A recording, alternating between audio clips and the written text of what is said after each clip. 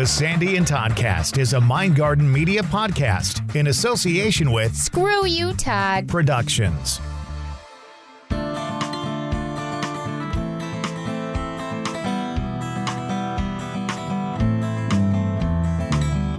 It's another episode of the Sandy and Toddcast, and the Bigfoot Chronicles continue. And this week, it's all about theories and philosophies and stuff like that. Yeah, there's a big divide between like scientists and witnesses, the general population, and researchers. And so we're going to talk about, what do you think Bigfoot actually is? And am I going to be able to say what I think it is? Of course. All right, good. That'll be coming up. Season 6, Episode 2, The Bigfoot Chronicles continue on the Sandy and Toddcast. Hey gang, we are Damon, Sue, and Amy Lynn from the Adelaide Park Paranormal Society. Join us for each episode of the Apes Podcast as we take a deep dive into the world of the paranormal, cryptids, the occult, and more. We've seen, heard, and experienced almost everything, and now we're bringing it all to you. Find us on Facebook, TikTok, Instagram, and YouTube, and anywhere you might find your podcasts. Apes Alchemy Podcast is a MindgardenMedia production. Broadcasting from two very different yet magical places not found on any map. Get ready to discuss the strange, weird, ghostly, crazy, spooky, and odd things that take place around us each and every day. All while having a little bit of fun. This is the Sandy and Toddcast.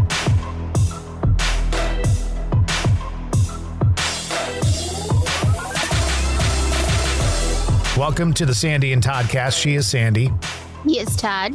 And our dive into Bigfoot this season has Sandy going crazy for Bigfoot. Now, before I have to ask you this, I know You've been doing a lot of research. You've been looking at a lot of film, all that kind of stuff. Yep. Have you dreamt at all about Bigfoot? And here's the reason why I ask. Because right now, apparently, a lot of people, due to the woo-woo world, are having just incredibly crazy dreams right now. And I'm just wondering if the Bigfoot thing has infiltrated your dreams at all. No, not at all. Not at all. You know, it's funny. Everybody dreams. Everybody dreams. Even people who think they don't dream, you dream. It's just that you don't remember your dreams. And if I am dreaming about Bigfoot, I don't remember it. And Okay. I don't usually remember my dreams unless there's something really wacky. So for me, Bigfoot in my dream, knowing that I've been diving into the whole Bigfoot idea for a couple of weeks now, I think I would remember it, but maybe I don't. But no, I haven't had any weird dreams that I know of. I have not, but I would say if you took all the people that I contact with, like on a weekly basis, if you broke it up, I'd say probably 7 or 8 out of 10 have had crazy fucking dreams right now. Isn't that weird? Mm-hmm. And so but in the woo-woo, I can't say it, the woo-woo world, there are certain times when they say your dreams will, you manifest and everything. I never follow that pattern. It's so weird. Like, I just don't. But I'll have weird dreams out of the blue for no reason. Mm-hmm. Just crazy, crazy things. So I don't know. And I've asked people to come to me in my dreams, and not that I'm aware of, they don't. We're just under 2 weeks away from Halloween, and that's when, quote unquote, the veil is the thinnest. And so that has something apparently to do with all these crazy dreams. But I don't know. But if I have a weird one, I'll share it with everybody. But I haven't had one in a while. Let's focus in on Bigfoot here, because this is all about theories today. And here's the thing about the Bigfoot Chronicles. Sandy's doing all the work on it. I mean, here's what I've worked on so far in a couple of episodes or so. We're going to be talking about, Bigfoot in New York, Bigfoot in Wisconsin. And I've done some of that research and stuff already. Awesome. But for the most part, it's just me sitting here while Sandy feeds me information and videos. And she's like, you have to check this out. And then the first thing she says to me, did you check that out yet? I haven't had a chance to check out the Bigfoot videos yet. Hallelujah. That's the reason why I'm doing most of the work, because we're both busy. But in between, I tend to get a little bit more of a break than you do. Mhm. And so that's when I tend to look up this stuff. And I am a control freak, so I like to be in charge of it and the amount of information that we do. It's perfectly fine. I'm totally okay with it. So, But I find that, stuff like this I get passionate about because I love that. I have that thirst for knowledge for these things. So to me, it's not really work. It's just a lot of fun to dive deep in and see what we can come up with. So, yeah. And the theories, let me tell you before we get into them, the theories were pretty interesting. Some I would have guessed. And then there were a couple that I had probably heard of, but didn't know they were kind of as wacky as they are. right. So. Okay. So tends to be 2 or 3 different sides to this. There's like your scientists, your researchers, and then there are your Bigfoot, quote unquote, hunters. Fanatics. Your fanatics, your everyday people. So we're going to start with some of the researchers and scientists and what they think Bigfoot could be. So one of the big ones is misidentification. So in other words, people are seeing things and thinking it's Bigfoot, but it's not really Bigfoot, and there's a logical explanation as to what it is. For example, bears. A lot of scientists and researchers think that the American black bear is a likely explanation for most Bigfoot sightings, especially if you see them from afar and they're in dense foliage or it's dusk. Plus, black bears will also occasionally walk upright, especially if they're hurt. Now, I've only seen one bear in the wild in my life. We were up just north of Old Forge, and we had been driving around for hours looking for bears. That's what we do to kill time. We look for, Sasquatch and bears and moose. Guys, she's a catch. She's a catch. It's not a night out with dinner and a movie. It's just going out to look at bears. Dave, I've been married to Dave for years and years and years and years now. So that's what our entertainment has become. So, and we have, Spike with us. So, it's like having the child with you. You can't go out for a romantic dinner. Instead, you drive around and you look for bears. Hashtag poor Dave. Okay. So we were driving up there and it was dusk. It was dusk by the time, it was about 8 o'clock at night by the time we saw this bear, and he ran across the road. I say he, but it was probably a female, a little bit smaller and totally on all fours. I do see how people at certain times of the day could just see a large black shape. But if you're talking about something bipedal, it probably is not a bear. I mean, you could see that it's just not. They're not made to be bipedal. Right. Again, if they're hurt or they're scared and defending themselves, yes, I can see that. But just walking along, you don't ever see a bear walking on 2 legs. So that's that idea. The other idea that they have is an escaped ape. And I was like, what? Well, this may be related to different sightings of the skunk apes in the southeast, especially Florida, where the climate really could support the ape idea. The idea is that they're chimpanzees, gorillas, and orangutans that have escaped from captivity, like from zoos, circuses, and private owners. But I would think that people would be aware of apes on the loose in most cases, wouldn't they? Or I don't know. I mean, you would think so. Here's the thing about those two theories that kind of I throw a red flag at. That is, number one, and we'll talk about this more later. Even the films, the videos that you wanted me to watch were the classic Bigfoot videos. Right. And if you look at that, and that's kind of the picture in your mind when you think Bigfoot, a bear does not look like that.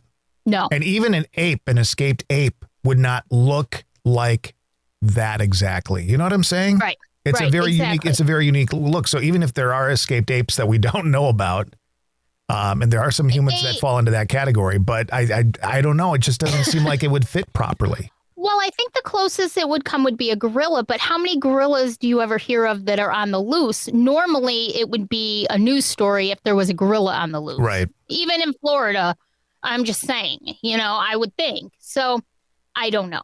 Now, they also think that it could be humans.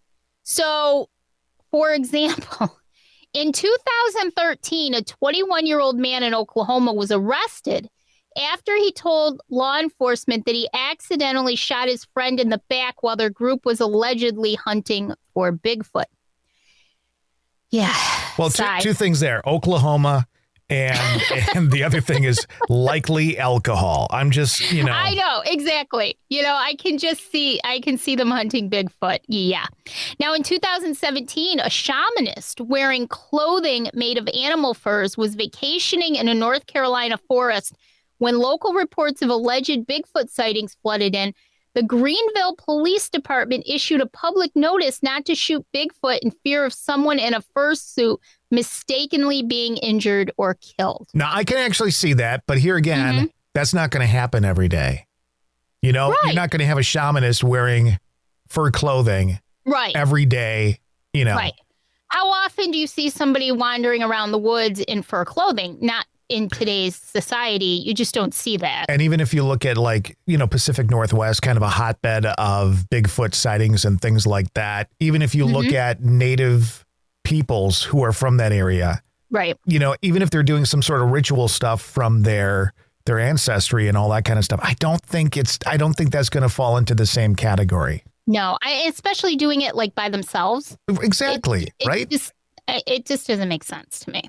Then in 2018, a person was shot at multiple times by a hunter near Helena, Montana, who claimed he mistook him for a Bigfoot. So we're not necessarily talking the cream of the intelligence crop here.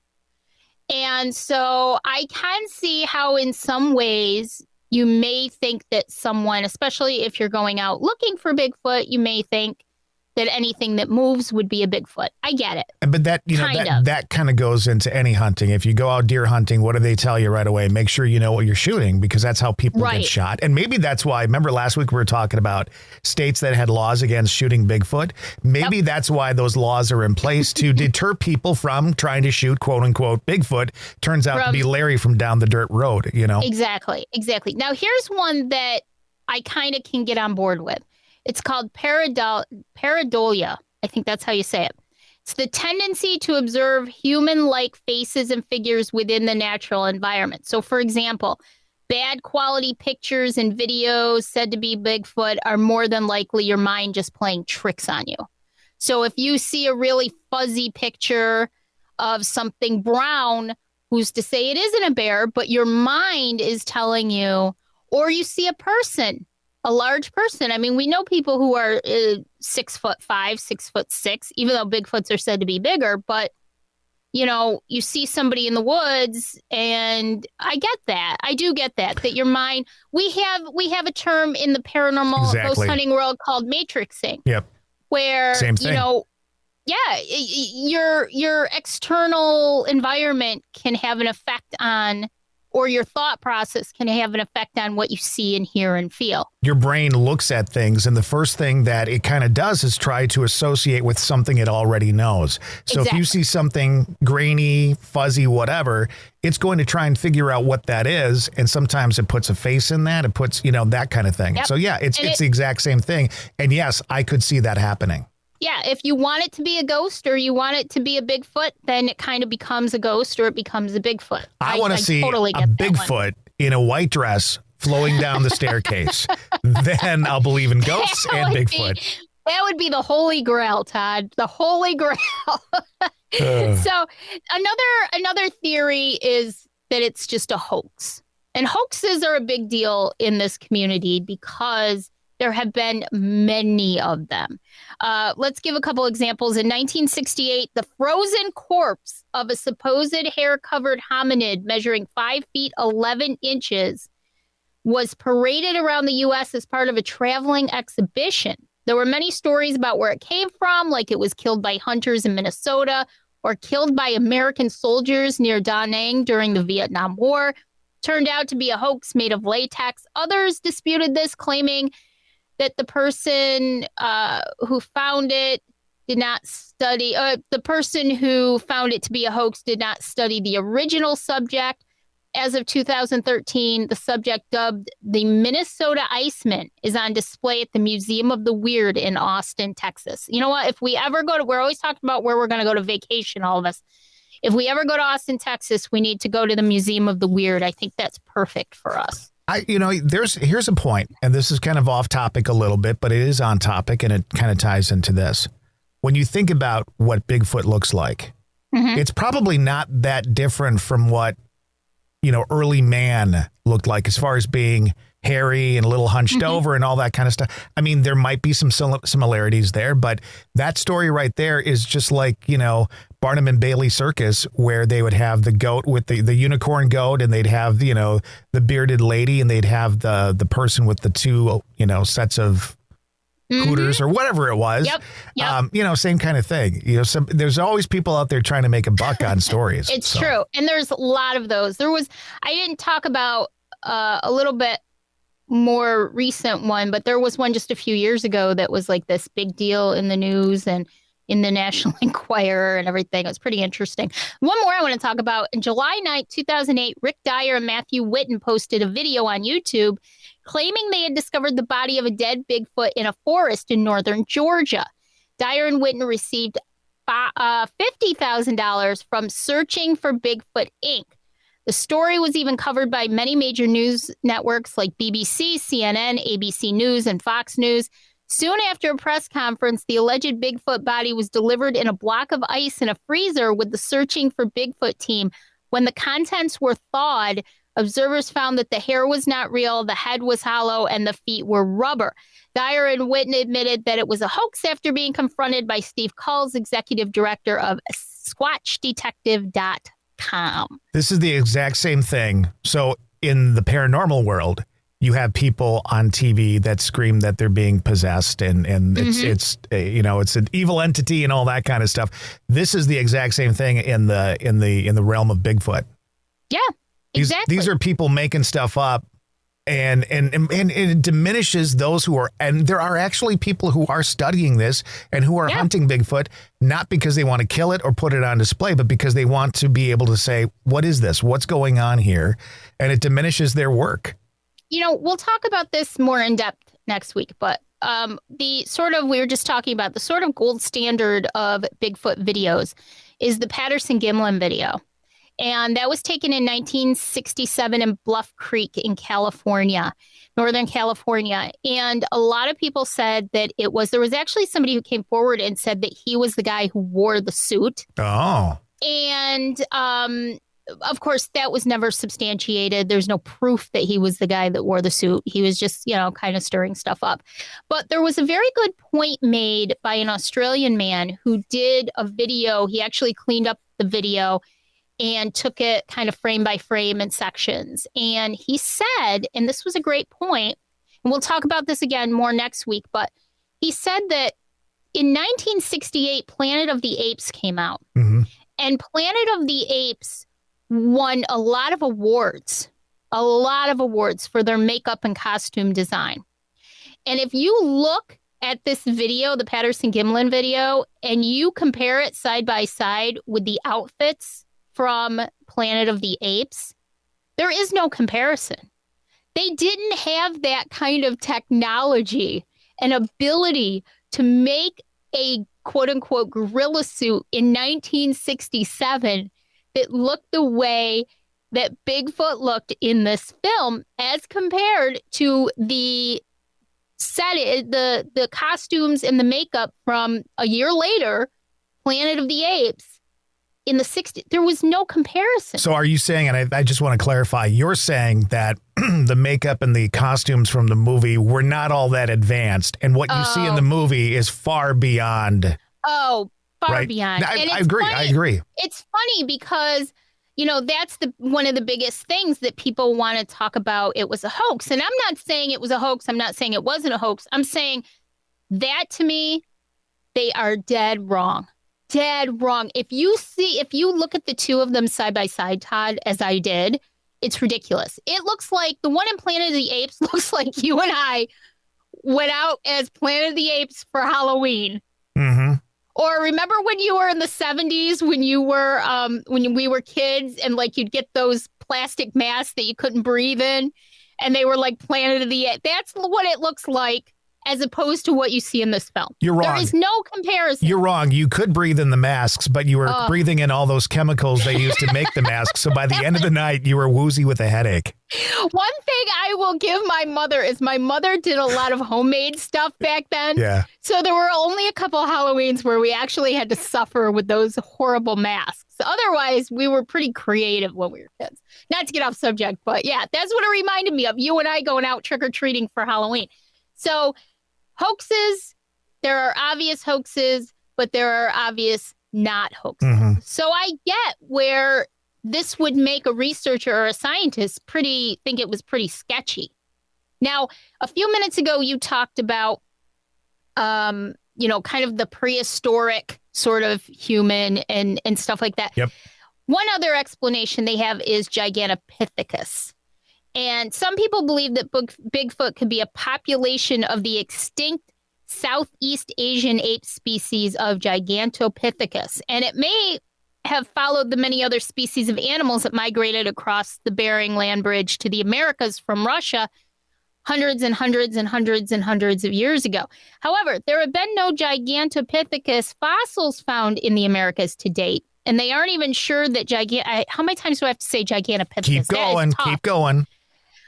They aren't even sure that he was upright and walked on two legs because of its enormous mass. So it wouldn't be able to support its weight by being bipedal. So that theory, I don't know. Not many of them seem to have like that lasting. The ones that I think so far are probably the what do they call it? The pareidolia and probably hoaxes. Outright hoaxes. The last one is an extinct hominid. Sometimes scientists believe Bigfoot could be a species of Paranthropus robustus with its gorilla-like crested skull and bipedal gait. However, the only fossils ever found of this type of creature were in Africa, and some suggest Neanderthal or Homo erectus to be the creature, but like all other great apes, no remains of any of those species have ever been found in the Americas. The general consensus from a scientific perspective is that Bigfoot just doesn't exist, period, because if they existed, there would certainly be a ton of evidence, right? Real pictures, real video, DNA, you name it. That's what they're looking for. And so far, they're not satisfied with anything that they have so far. There are parts of the world, especially in the deepest oceans, where we know that there's stuff down there that we just don't quite understand. And obviously outer space, there's speculation there, but we don't have any proof of that. However, we do have proof of, and the government has talked about the fact that UFOs are probably real. There are UFOs and stuff like that. And for some reason, this is what's interesting to me. And I'm not saying I believe or disbelieve a Bigfoot, right, but I would think at this day and age that if we had all these sightings, we would have some sort of evidence by now. We're talking about decades. And while there are parts of the world that are very hard to get to and be in, it's not that difficult to get across the United States and go just about anywhere you want to. There's not like deep forests and stuff like that where, Aborigines and stuff like that are living or live. I will say that, especially in the Pacific Northwest, there is a lot of land that human beings have never even been in before. Then why don't we do that? Why doesn't somebody say, listen, Elon Musk, the guy's got enough money, he can buy Twitter and then decide not to, and then decide to buy it and then decide not to. Put some money up towards some investigating stuff, not just for Bigfoot, but other stuff. And do some freaking research. Get some people out in that land and see what's going on. Get some drones going on, whatever you got to do. Let's figure this out. I agree. I mean, it's not life or death, but it would be nice to know whether or not it's true. And, also kind of to your point, too, is that how many times over the years did scientists believe that species were extinct only to have them show back up again? Because somehow there was a pair or something hanging around and all of a sudden, oh my gosh, this is back. So, there are mistakes in the scientific world too. Yep. I just think it's time. We just don't know. We don't know. Now, I did happen to find a few theories that I got a chuckle out of. And I mean, again, I'm not discounting them because I'm pretty open-minded and, I'm open to possibilities of things. So one of the big theories amongst the little bit more out there people is that Bigfoot is an alien. So at some point, researchers started noticing that Bigfoot sightings often seem to be accompanied by strange lights in the sky. And one man in Seattle reported the following, quote, under hypnosis, he told of watching two UFO nauts descend from beneath a huge hovering disc-shaped UFO and walk casually into the woods, followed by a tall hair-covered ape-like creature that seemed subservient to them. For weeks preceding the experience, the witness said he was often roused at night by a loud whirring noise that originated in the sky above trees near his home. Neighbors also heard the sound, which was recorded on tape, and in one of the recordings, a high-pitched wailing cry can be heard behind the drone of the sound maker, unquote. So the idea is Bigfoot is some sort of alien creature and comes down with the ships. So that might explain why he's not just wandering. And I say he, but they've found footprints. We'll talk about that next week. Some footprints that seem to denote male, female, and youth Bigfoots. So that's the idea. That's maybe one reason why they seem to elude us so much is because they only come down when there are ships or when they teleport, whatever that happens to be. So I will just throw my hat in the ring here. Of all the theories so far, that's the one where I'm like, you know what? I think that could be something. I will tell you this. It hasn't been lost on me that one of the other ideas is that Bigfoot kind of slips in and out of a time slip. Right. That he actually is part of another universe, a parallel universe, and that's why you don't see him as much. We know, scientists have confirmed that wormholes exist, that time can be manipulated to some extent. Is it possible? I'm not saying it's not. I'm not saying he's not an alien because we don't know. In a few weeks down the road, we're going to talk about the Hunted 411 case that I mentioned previously. That one has a little hint of alien, a little hint of Bigfoot. Very spooky. It actually, I'll be honest with you, it's a little unsettling to listen to, and we'll go through that case. But to your point, we don't know. Right. It's possible. It's a little out there, but it's possible. One of the ones that I know is not possible, but I just had to mention this one because it was freaking hilarious, is that Bigfoot is actually thought to be an extinct ground sloth. They're sort of in the family of anteaters and usually move around on all fours, but could stand upright. This theory may not be based on evidence, but it is based on lack of evidence. For example, sloths have internal testicles.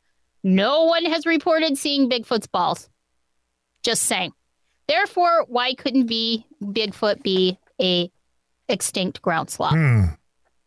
Just saying. Right. Just saying. Another idea is that Bigfoot is an invisible psychic monster from another dimension. It's sort of like our wormhole, our kind of like time slip idea. Some witnesses report seeing weird flashes of light in the woods during an encounter. Also, sometimes his massive footprints just end as if he was walking along and just disappeared. Some people even claim to have seen a Bigfoot vanish into thin air. So the idea is that they're basically teleporting themselves in between dimensions, sort of through portals. One thing I will mention here is that Skinwalker Ranch, you know how much I love Skinwalker Ranch and the enigma that is Skinwalker Ranch. Here's how much she enjoys Skinwalker Ranch. She and Dave have given their house the nickname Skinwalker Ranch. Be quiet. That's not true. Skinwalker Ranch of New York State. That's not true. But the whole idea is that they believe the Skinwalker Ranch is actually right next to a Native American reservation. Mm-hmm. So there are a lot of Native Americans there, and the influence is pretty heavy.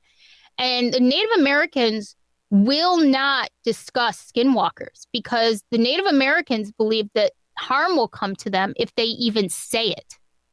So they usually will not talk about them. You're lucky if you have someone that will talk to you about it.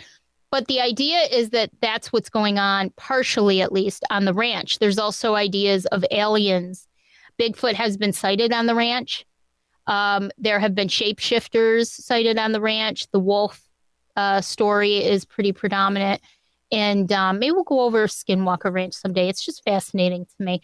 But the point being that that's the belief, is that there are holes, portals between dimensions on that ranch, which allows aliens and Bigfoot and everything you can imagine to slip through back and forth. And that's why you only see them at certain times. Very likely why Cher still looks like she's in her 50s when she's in her 90s. I mean, that has a lot to do with that, too. That's hilarious. So, and then, of course, we were just talking about the Indigenous people. They believe Bigfoot to be a natural or spiritual phenomenon. Various tribes describe him as an enigma shrouded in power and magic. At times, he is perceived as violent and crude, and in other instances, he is a helpful partner among tribes. In Cherokee folklore, he is known as one of the greatest hunters in the forest, but in more modern times, he is said to have mind-controlling abilities. And if you make eye contact, it is quite possible you will never be the same ever again, or in some severe cases, you may never be heard from again. So it's a pretty big deal in the Native American, Indigenous people culture. Bigfoot has been around for hundreds upon hundreds, I guess thousands of years. So just some food for thought. It's interesting that even though most tribes have different names and different stories, they all have a common thread running through them. A large hairy creature that lives in the woods near water and have very similar characteristics. And it's also interesting to me that it's all of the tribes. It's even though they were spread out enough to not always have regular contact with each other, especially hundreds of years ago, all of the tribes have a story about a creature like Bigfoot. And again, to what we talked about last week, there are countries all around the world that have similar stories, very similar stories, almost identical stories about a creature. They just name him differently, but they all seem to be quote unquote Bigfoot. So very interesting, those theories. I'm kind of interested to see, truthfully, once and for all, what you think Bigfoot could be. Well, I want to mention when you talk about Indigenous people and their cultures and their beliefs and all that kind of stuff, I'm not sure that there is a group where I would put stock and money in what they had to say as much as those peoples, because they were so in tune not only with our physical being and the earth and all that, but also on a very spiritual level, very, very far advanced from where we are today, right, as a world. And so what they say is very interesting to me. I think it's kind of like my theory about energies and ghosts. Mm-hmm. I think there could be many things going on here. Yep. When you talk, and again, I go back to the paranormal because it's something that I kind of understand, at least to a certain extent. Mm-hmm. You have intelligent haunting, you have residual haunting, both energies, both different. You've got poltergeist where an actual human being is manipulating the energy to have these things go on, even though they don't know they're doing it. So could there be a little bit of that too, where, hunters are somehow manifesting this to happen in front of them? You know what I'm saying? I just think that to go, well, this is a alien thing, or this is a supernatural thing, or this is a hoax. I think it could be one of those things, just like paranormal, where it could be just the pipes banging from air in them and there's no ghost in your house, to there's a lot of different things it could be that are under the heading of paranormal. And I just think with Bigfoot, I don't know that there's one answer. I think it could be a number of different things that kind of all play together. Right. And I agree with you 100%. And one thing I will say is this. I think if you flat out say that there is no such thing, you are doing not only yourself, but the world a disservice, because how many things out there, I mean, you and I, just to bring it back to the paranormal because that's kind of our thing, our forte. It's what we do sort of understand to some extent because we've had so much experience now with it. What if we have had so many experiences that we can't explain? Right. How can you say that there's nothing going on? I know there's something going on, whether it's contacting my dear, dear friend who I adored right after he passed away, right, and actually being in contact with him, right? Whether it's watching something form in the middle of an investigation, whether it's hearing a woman moaning when there was no woman physically moaning, no matter what it is,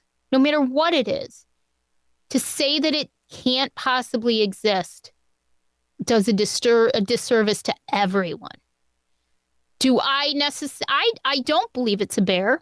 Nope. I don't believe that it's an escaped ape. But do I believe that there is something to it? Yes, I do. Mm-hmm. Without a doubt, I believe there's something. Do I know what it is? Not at all.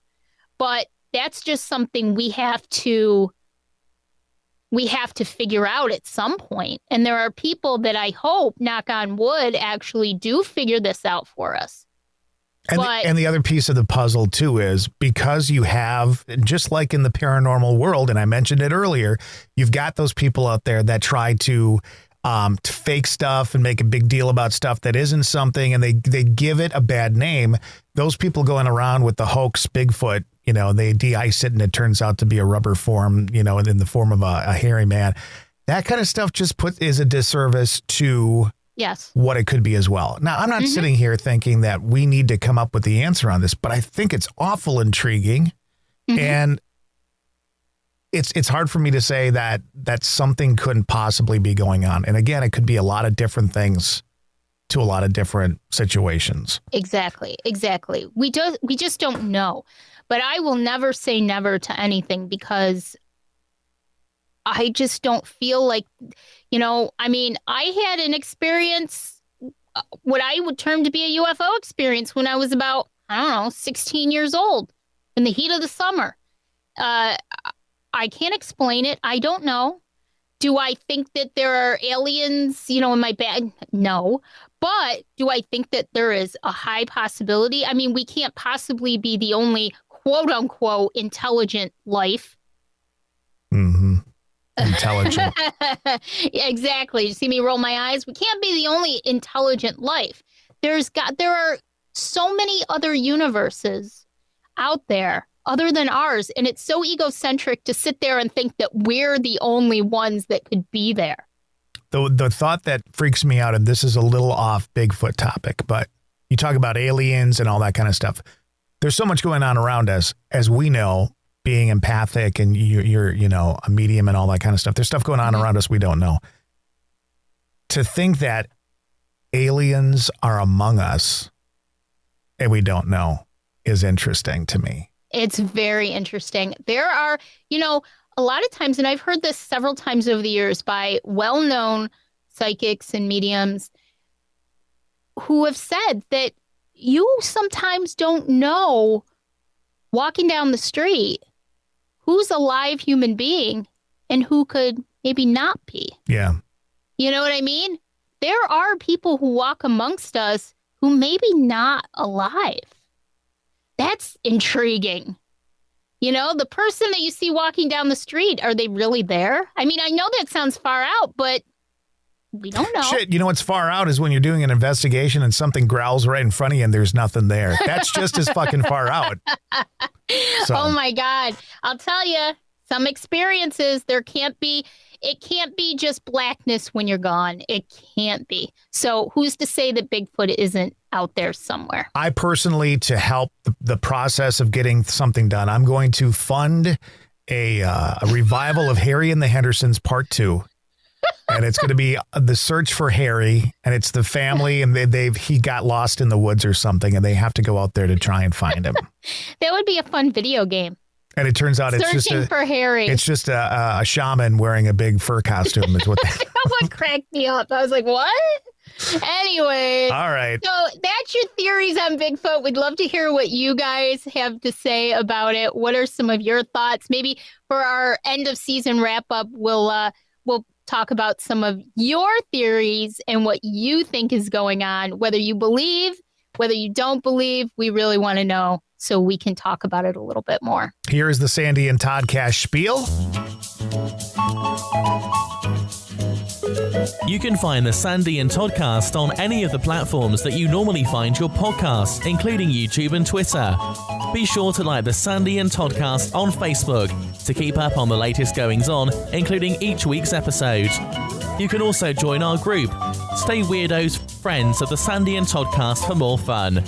Stay Weirdos is a safe place to share your thoughts, feelings, ideas, and random inappropriate memes without judgment. Sandy and Todd also have a podcast called the Empathecary Podcast. It's for empaths, by empaths. And if you know an empath, you might want to listen too. Find and like the page on Facebook. And finally, if you're thinking about starting your own podcast and just aren't sure where to start, Sandy and Todd can also help with that too. MindgardenMedia is their latest project where the dynamic duo can guide you every step of the way in your podcasting journey. Editing, producing, and consulting is what they do.